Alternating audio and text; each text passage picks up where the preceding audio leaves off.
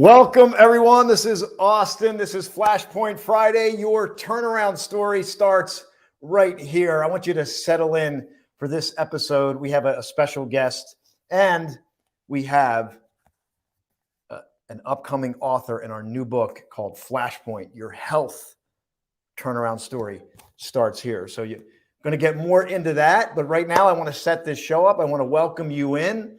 Whatever's happened this week has happened. You are here. So I want you to grab a moment. I want you to get something from this show today. I'm going to share with my guest, Amy Grussing. I'm going to talk to you a little bit about her story before I bring her on. And she has an incredible health turnaround story. An incredible health turnaround story. If you've dealt with anxiety, if you've dealt with depression, if you've dealt with over people, I'm just making up a new term here, over people pleasing, self-sacrificing. Is that a good thing? We're gonna talk through all that. Let me settle in with you. Let's set the show up. The first thing we do as we set the show up, we highlight the hourglass as a reminder for us that this is the only place we can be. We can truly be is right here in this present moment. We can't over focus on the past. It's gone, right? We can reflect and learn, but we can't, we want to avoid the regret and the living in the past. We want to overcome that. We can't think too far into the future and worry about the future. We can create our future vision, but we don't want to live there. We want to live right here. This is where life is unfolding as you're listening to me right now and the sand is pouring out. It's right now. So settle in and let's grab something. And then we have the Thomas Edison light bulb, which I purchased up at the actual site. The light bulb was invented and it's not plugged in. Oh my gosh. But see, the good thing about Thomas Edison, he didn't only invent the light bulb, he also invented electricity. So there we go. This is a reminder that no matter how many times you've tried, you didn't fail. You successfully created ways it didn't work. In honor of Thomas Edison successfully creating 10,000 ways the light bulb will not work. Will you remember this? The next time you feel like a failure, like you messed up, there's a next step. And then lastly, we have the cowbell, which we're going to use to highlight great moments throughout the show. I'm going to jump in. So Amy, I met Amy through Laurel Langmeyer's Marketplace. She's on an incredible journey. She has, I'm just going to go right to it because I know she's open to talk about this and we're going to dig in, but she found herself in a state of being a people pleaser, self-sacrificing that was affecting her health. Autoimmune, literally being on the couch for 6 weeks, immobilized, dealing with anxiety, thinking like something's wrong. And then there's something that completely unfolded and now she's thriving. So I want to jump right into this story. Please help me welcome one of the co-authors of our next book, Flashpoint, Your Health Turnaround Story Starts Here, an amazing human who's helping people create wellness as a wellness educator and coach, as an essential oils expert, as a mom, and also works in her husband's business. So please help me welcome Amy Grussing. Amy, all the way from Minnesota, how are you? Thank you. I'm doing awesome. Very good. It's great to see you. Great to see you too. Welcome to the show. You actually are kicking off our show series where we feature the health turnaround with the authors that are going to be in the upcoming book. So this is a testament to you. I think what's happening in your life, you're showing up, you're serving, and great things are happening. Do you feel that?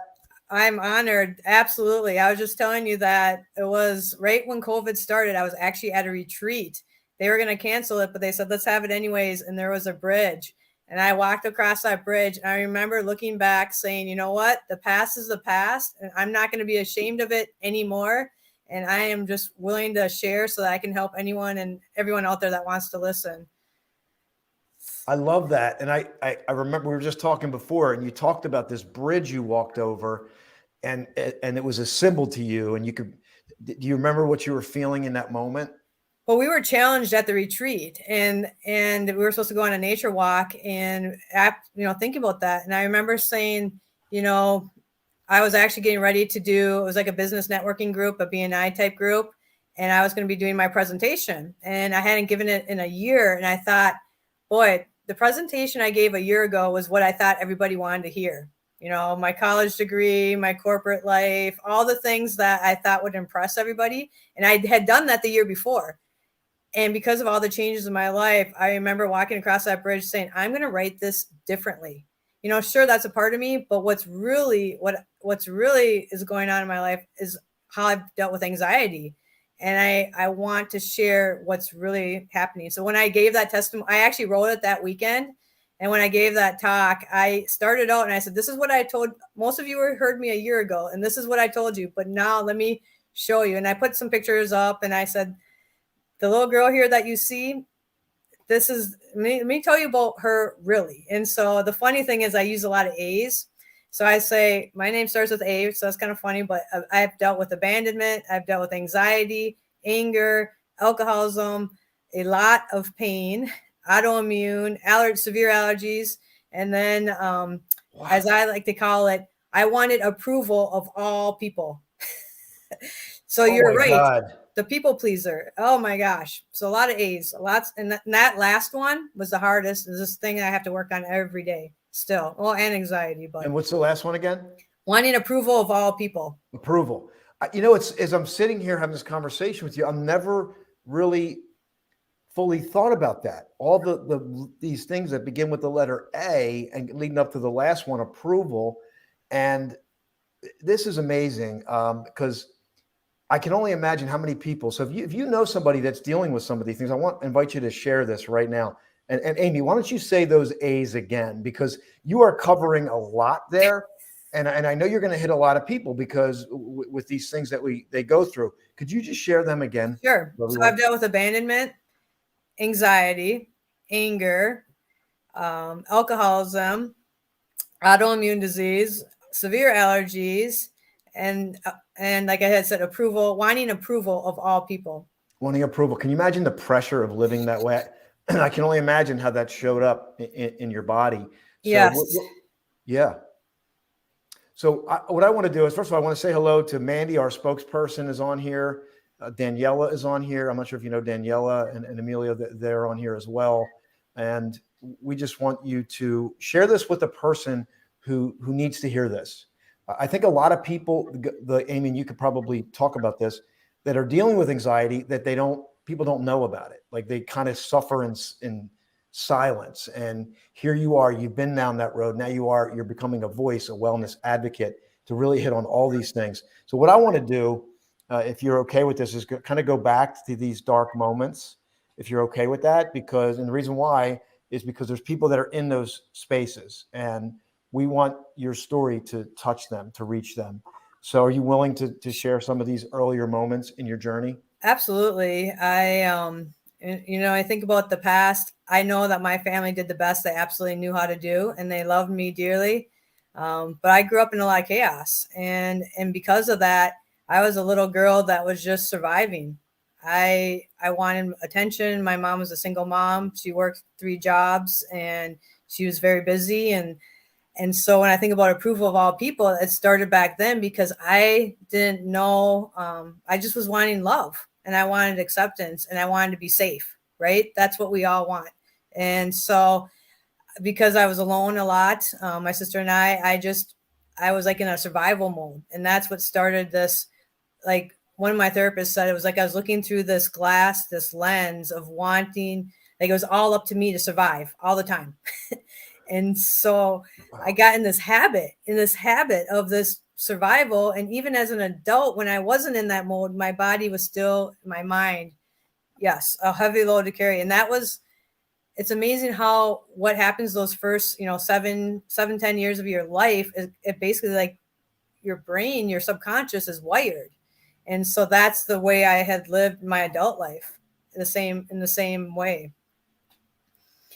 It sounds to me, and as I'm learning more about you and we're working together, that this fight or flight mode was in you early on. You were in this like survival, am I say, coming out of chaos, being raised by a single mother who's working, and you're probably with a caretaker or a daycare or something, and you're just in this state trying to make sense of it all, like trying to grasp for some kind of safety.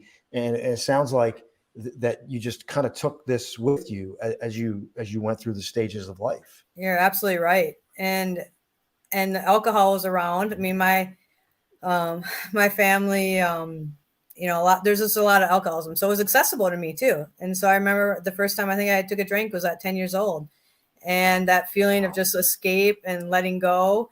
I didn't know that at the time. It was another therapist or mentor that told me, the reason you drank was to escape. And I'm like, no, I was just having fun. I mean, even as an adult, I didn't even believe that at first. Then I had another therapist that gave me her book on codependency that she had written. And I'm like, that's not me. I mean, it took a lot of unraveling, and it took a lot of pain for me to wake up.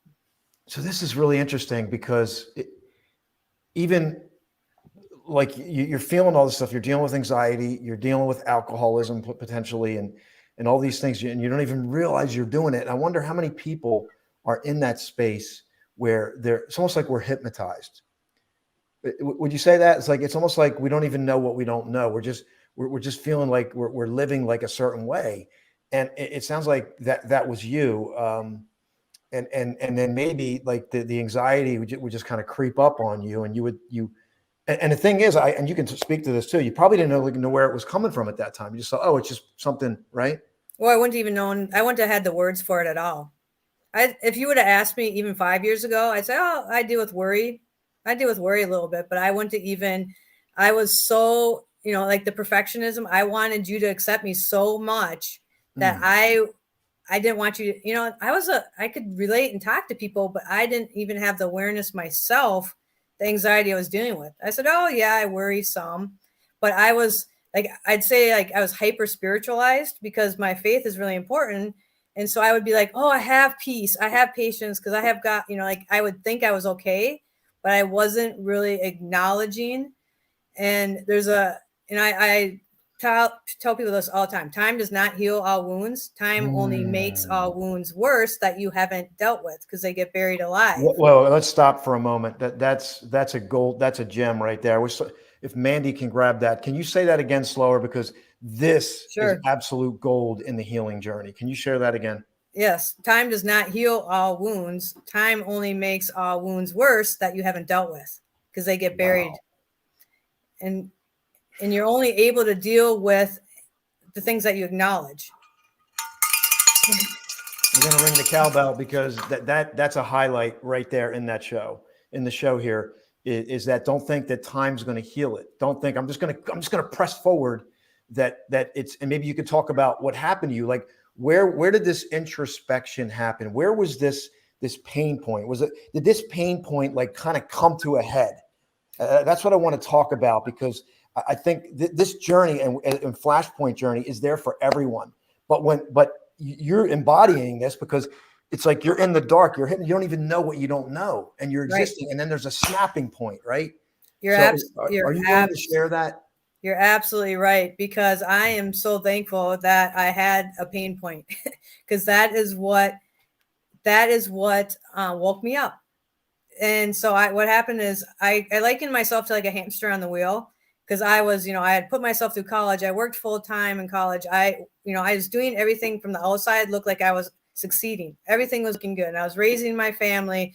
I was married, I'm married. I have a business. All these things look really great from the outside, but I was this hamster on the wheel. So I was just running. And so eventually I just fell off the wheel. And that's what happened 3.5 years ago. My body, everything just shut down. Like I had so much severe pain that I could not drive my car. I was barely able to walk around through my house, and I spent 6 weeks on the couch. And, the only time I left my house was to get to appointments, went to like a chiropractor and some other things. And the pain was so severe. It was sciatica that started, and also this autoimmune. I mean, my whole body just basically was like, you're done. And it woke me up. And I remember, when you're so used to being busy, and my whole time I was spending trying to fix everybody else, fix my husband, fix my kids, fix our business. I was always about everybody else instead of taking care of me. And I would have told you I was taking care of me, but, because I was eating right, I was exercising, but I wasn't taking care of myself emotionally. And so for 6 weeks, when you're used to like literally my whole life, running, being that A personality. I literally had like, I just sat there and I looked at, and that was my flashpoint. I'm like, if I don't change something, I don't know what's going to happen to me. Like, I don't know if I'm ever going to be able to get off this couch. I don't know if I'm ever going to be able to do anything of the things I want to do. And I spent a lot of time really finally looking internal to see what was happening. So you did that introspection. And then when you did this, like, was there a moment you realized like something was going on, and because then there's your turning point, that's decision that this is never going to happen again. Like, do you recall like making a decision like that where this is it, that's done? Like, I'm going to go and make some changes. Absolutely. And I remember, because I remembered a pastor at one point talking about visualization, and all of a sudden I had this like, I mean, there are some days that I was and this is where I tell you, you need to have supportive people around you. Yes. I mean, I had a friend that stopped at the grocery store. Yep. She brought groceries over. She brought lunch to me. I remember some days like just getting on the phone and just, I couldn't even pray myself. I was so in such a hard place. It's like, I need somebody else to speak the words for me. And it's a really hard, dark place to be in, but I knew I had to reach out. So that was one major thing. And then I just like, I had to acknowledge, like, I remember thinking that this pastor I had heard had said he visualized. And so I literally saw myself running. Like, I could barely move, but I'm like, I am not going to fight. I mean, I'm such a fighter. I am not going to just lay and I'm not going to accept it. It's like, basically I made the decision. I am not going to accept this. I'm going to get off this couch and I'm going to do whatever it takes. And believe me, it didn't happen overnight. I still was on the couch, but in my mind, I literally would see, I have a yellow lab. I literally would see myself running behind my house and running with my dog. Yeah. You know what? I want to grab this one because I'll tell you why. The power of visualization is underrated in today's, we just take it. Oh yeah, visualization. Yeah. It's been there forever, but to really capture the vision. And I have a crazy vision that I used to do whenever I was dealt with a problem. This is going to sound weird, but I want you to try this. So I would visualize, and this is like, again, going to be weird, but I would visualize myself almost like at a supersize. Cause I'm like, sure, I'm like 5'8" on a good day. But what I did, I visualized myself like big, like huge, like almost like as big as a house. Right. And that sounds weird, but what it did is it was a physical representation that I'm bigger than the problem. I'm bigger than what's happening, or a vision of running, a vision of you doing what you love to do. And it sounds like you had this vision of running with your lab when you were literally stuck on the couch. And then, so after that, it didn't feel like it wasn't a switch, right? It was a process that stemmed from that decision. Is that right? Absolutely. Because like I said, I was still on the couch. Right. You were still on the couch, but it was happening up here, and in here was starting to change. Absolutely. Because I'm like, I am not settling for this. I need to do whatever I got to take care of myself, and I'm going to make myself, I'm going to make myself a priority. I'm going to do what it needs to, happen to take care of me, because without taking care of me, I couldn't help anybody else. And I want to go out and help change the world. But if I can't take care of me, how can I help anyone else? And so I actually found a 12-step recovery group, and that was huge, because there was one verse that says, you can't acknowledge a wound. You can't heal a wound by saying it's not there. And so I started doing the inventory of really going through the wounds that I've carried. You can't heal a wound by saying it's not there. You can't heal a wound by saying it's not there. I want to pause for a minute and just let people know, because we're getting into the closing sequence here. So Amy is going to be an author in our upcoming book, and the upcoming book is the health. It's all about the health turnaround story. So we're going to highlight health turnaround stories. Amy went on her own health journey. She listened to experts, but she created her own way using different modalities to heal. So her story is going to be featured in the next Flashpoint book. And you can get a hold of Amy here. And I want to share this now, because I want to make sure I give people ample opportunity to connect with you as we go through the story here. And I also want to highlight some of our guests here. And I know Danielle is on here, and she's sharing. I was on anxiety, depression meds for many, many years, but still didn't feel better. I stopped 3 years ago and have natural alternatives that have helped tremendously. So when my anxiety creeps up, I am better prepared to handle it. And I know Daniela has done essential oils as well, which is one of the things that you lean on. You can share about that when we get to the end. So here you are, you've made this decision. You're having visions of running with your lab, and you realize that you can't heal something that you're also not willing to look at. So you start to look at these things. You get into the 12-step program. Now you're moving forward. And now what happens? Do you have any, like, is there a critical moment here that kind of unfolds where you start to realize that, wow, what I'm doing is actually starting to help? Well, I started letting go. I started sleeping better.